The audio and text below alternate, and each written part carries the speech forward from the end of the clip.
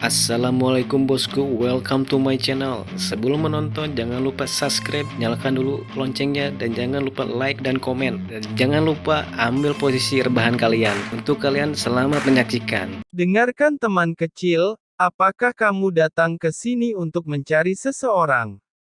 Orang tua itu mendongak kesakitan dan menatap Ye Chen, tapi matanya sedikit aneh.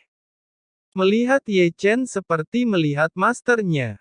Menatap lelaki tua itu, Ye Chen merasa tidak wajar dan tersenyum. Kakek, aku ada di sini untuk menemukan Kaisar, Kaisar yang pernah menyatukan dataran Chu.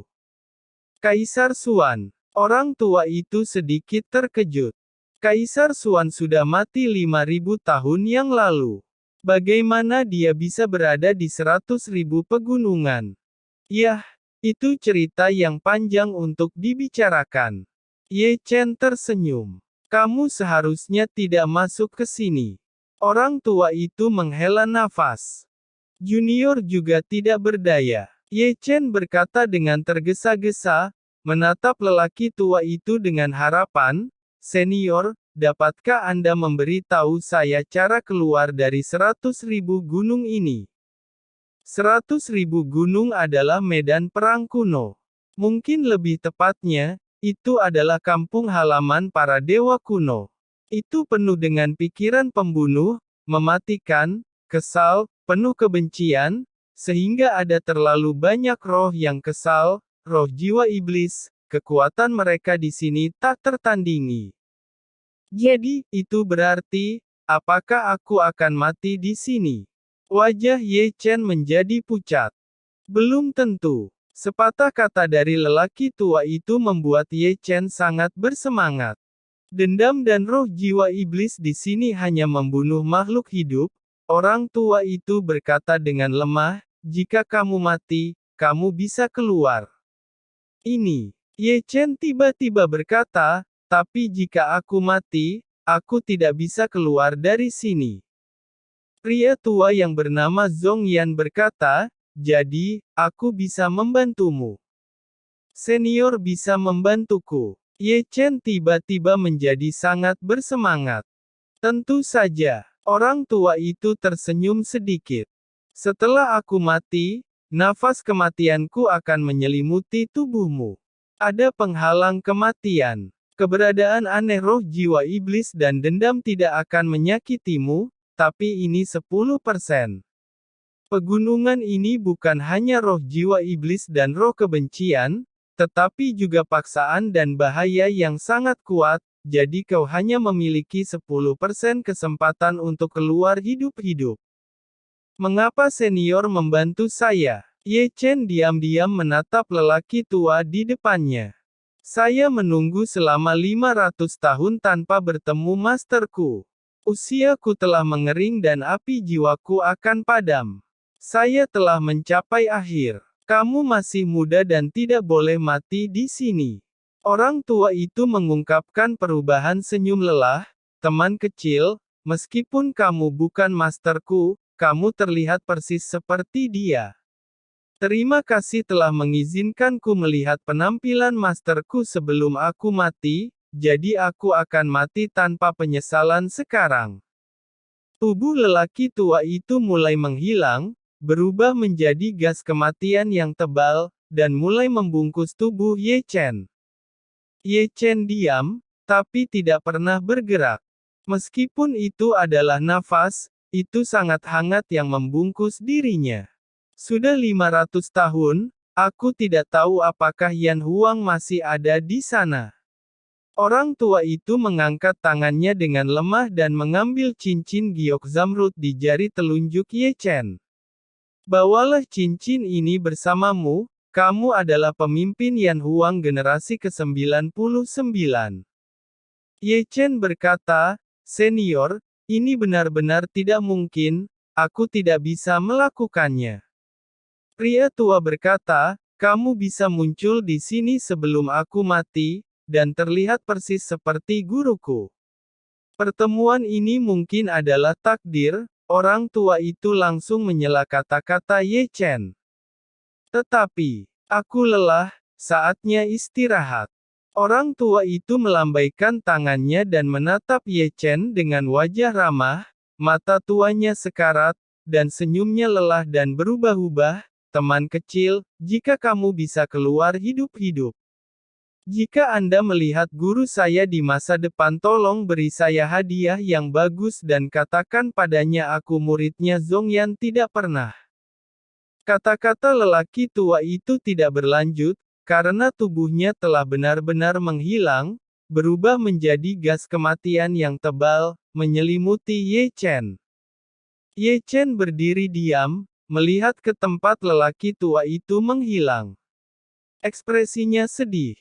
Zhongyan hari ini seperti dewa masa lalu, jadi orang tidak tahan dengan kesedihan.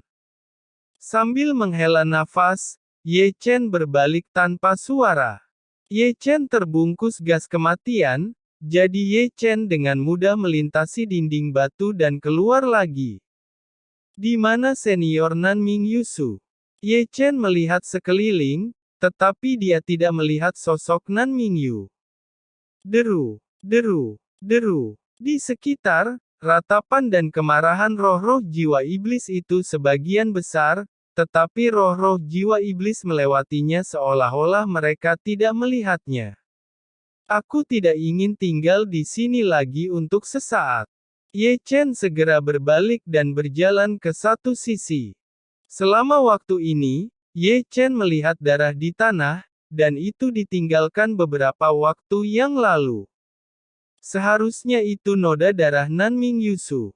Ye Chen mengerang diam-diam, dan terus mencari ke arah noda darah. Dengan pengejaran terus-menerus Ye Chen, dia bertemu dengan roh jiwa iblis dan roh jiwa iblis lebih dari sekali, dan semakin dalam dia pergi, semakin kuat roh jiwa iblis dan semakin banyak roh jiwa iblis dan roh jiwa iblis yang menemaninya. Selain itu, ada banyak hal aneh. Salah satunya adalah pria tanpa kepala yang memegang tombak perang, yang paling menakutkan untuk dilihat. Dia tidak akan mati semudah itu. Setelah pencarian yang lama, Ye Chen tidak pernah menemukan jejak Nan Mingyusu. Seharusnya tidak mudah mati. Dia memiliki pelindung senjata surgawi. Tetap saja, dia telah meninggalkan 100.000 pegunungan. Bergumam sepanjang jalan, saat Ye Chen bergerak maju dengan gemetar, dan merasakan ancaman yang kuat. Bagaimanapun, Ye Chen melihat Nan Mingyusu bersembunyi di bawah batu. Sialan, kupikir Anda sudah mati. Ye Chen buru-buru datang, tetapi panggilan Nan Mingyusu tidak menunjukkan tanggapan sedikit pun. Ye Chen terkejut, tidak bisa membantu tetapi melihat ke atas dan ke bawah Nan Mingyusu. Bagaimana mengatakan? Dia tampak ketakutan, meringkuk tubuhnya seperti itu, berpelukan di bawah dinding batu, menggigil, pakaian dan rambut panjangnya sedikit berantakan, dan dia terkadang menyeringai. Bagaimana situasimu? Ye Chen tidak bisa membantu tetapi berjongkok, menatap Nan Mingyusu dengan agresif. Tanpa diduga, Nan Mingyusu, yang masih menyeringai di saat-saat terakhir, meraih lengan Ye Chen. Saya melihat ayah, dia belum mati. Nan Mingyusu berkata dalam sebuah kalimat, diulang berkali-kali, aku melihat ayah, dia belum mati, aku melihat ayah, dia belum mati. Nan Mingyusu seperti orang gila, dan dia terus mengulangi kalimat itu. Ayah Anda belum mati, jadi kemana dia pergi? Ye Chen bertanya ragu-ragu. Dia sudah mati, oh tidak, dia belum mati, aku melihat ayah, dia belum mati. Nan Mingyusu menjadi gila, dan kata-kata yang dia ucapkan juga acuh tak acuh. Bagaimana situasinya? Ye Chen menggaruk kepalanya dengan keras.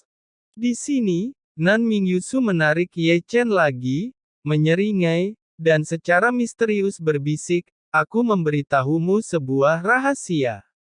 Ayahku belum mati, dia benar-benar belum mati. Nan Mingyu mengerang dan meringkuk di bawah dinding batu, tampak sangat ketakutan. Tubuh dan tubuhnya bergetar, aku tidak mengambilnya, jangan datang, aku tidak mengambilnya. Melihat Nan Mingyusu seperti ini, Ye Chen merasa kedinginan di belakang, semua ini terasa terlalu aneh. Tidak bisa tinggal di sini lagi. Ye Chen segera memutuskan bahwa Nan Mingyusu bisa menjadi sangat bodoh. Dia punya alasan untuk percaya bahwa ada hal-hal yang lebih mengerikan di 100.000 gunung. Segera, Ye Chen mengambil Nan Mingyusu dan membiarkan aura kematiannya menyelimutinya, jadi dia berjalan ke satu sisi.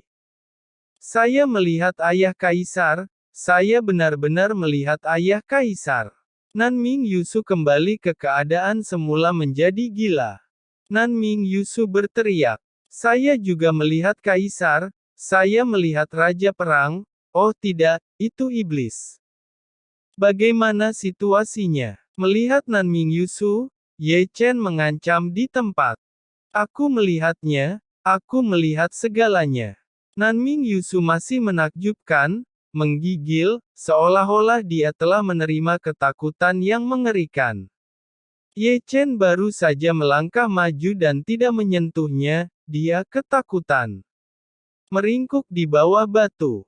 Tempat ini tidak bisa ditinggali lagi.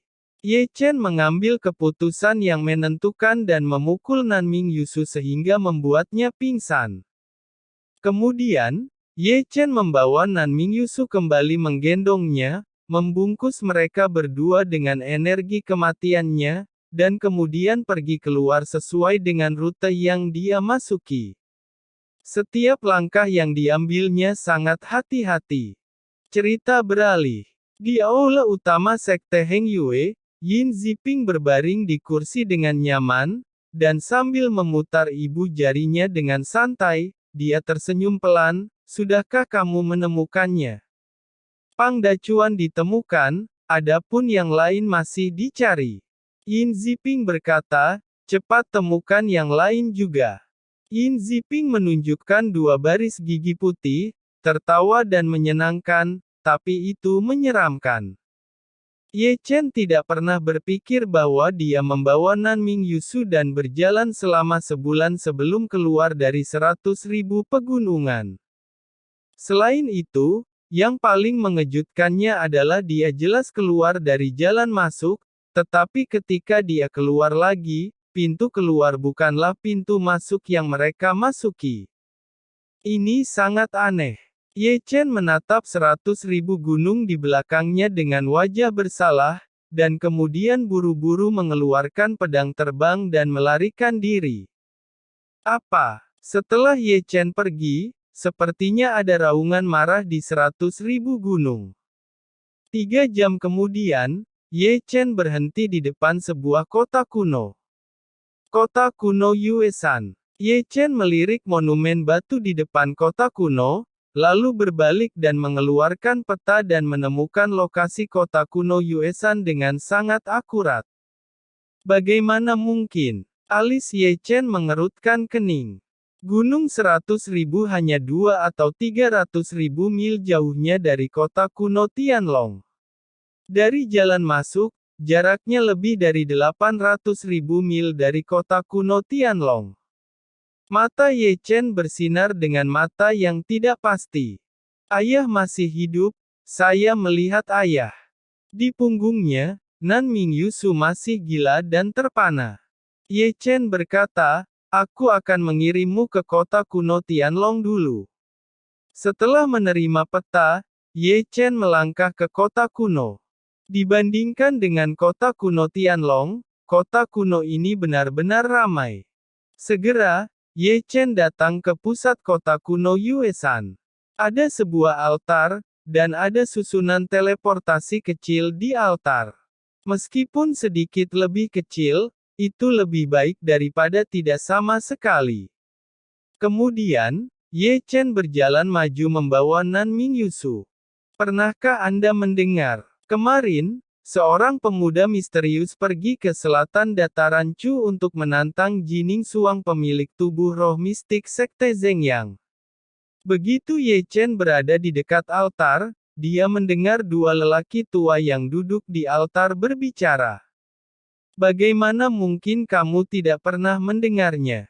Setelah lebih dari 900 putaran pertempuran tidak ada kemenangan atau kekalahan. Salah satu lelaki tua itu menghela nafas. Ada apa? Tubuh roh mistik yang tak terkalahkan dengan peringkat yang sama baru saja kalah dari murid Sekte Heng Yue bernama Ye Chen belum lama ini, dan sekarang pertarungan dengan pemuda misterius itu berakhir imbang. Setelah keduanya berbicara, Ye Chen sudah menginjak altar. Pertama, Ye Chen bertanya dengan hormat kepada kedua tetua. Kemudian Ye Chen bertanya dengan rasa ingin tahu, "Dua senior, Anda baru saja menyebutkan Jining Suang, pemilik tubuh roh mistik.